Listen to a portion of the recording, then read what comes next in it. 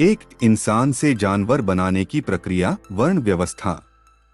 धर्म के नाम पर जो व्यवस्था बनाई गई, उसका सबसे क्रूर पक्ष श्रेणीबद्ध असमानता, ग्रेडेड इनइक्वालिटी थी। अधिकारों का बंटवारा।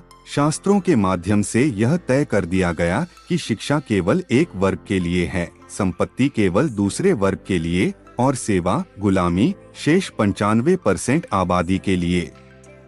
अमानवीयता। जब किसी मनुष्य से शिक्षा और संपत्ति का अधिकार छीन लिया जाता है तो वह सामाजिक रूप से असहाय हो जाता है।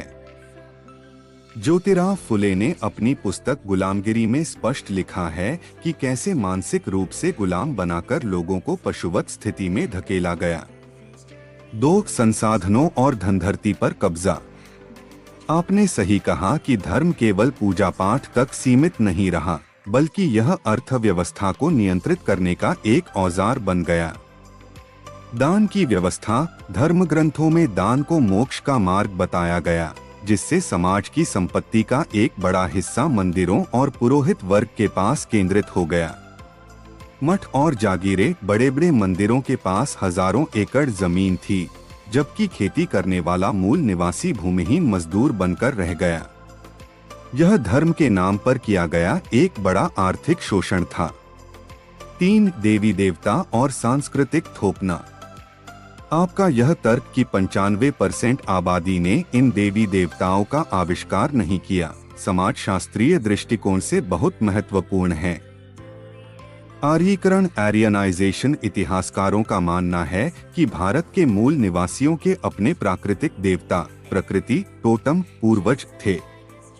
ब्राह्मण धर्म ने धीरे धीरे उन स्थानीय देवताओं को अपने तंत्र में शामिल कर लिया या उन्हें कल्पना और कथाओं के माध्यम से बदल दिया। पौराणिक कथाएं, पुराणों की रचना इस तरह की गई कि आम जनता के नायक छोटे दिखाई दें और व्यवस्था बनाने वालों के द्वारा गढ़े गए पात्र सर्वशक्तिमान लगें। इसे ही डॉक्टर अंबेडकर ने ब्राह्मणवाद कहा था, जहां तर्क की जगह अंधश्रद्धा को स्थापित किया गया। 4. मूर्ख बनाने की व्यवस्था और जागरूकता। जैसा कि आपने कहा, जब तक मूर्ख बनने वाले रहेंगे, मूर्ख बनाने वाले रहेंगे, यह बात चेतना की कमी को दर्शाती है। शिक्षा ही समाधान है। सदियों तक शिक्षा पर पाबंदी इसलिए थी ताकि लोग सवाल न पूछ सकें।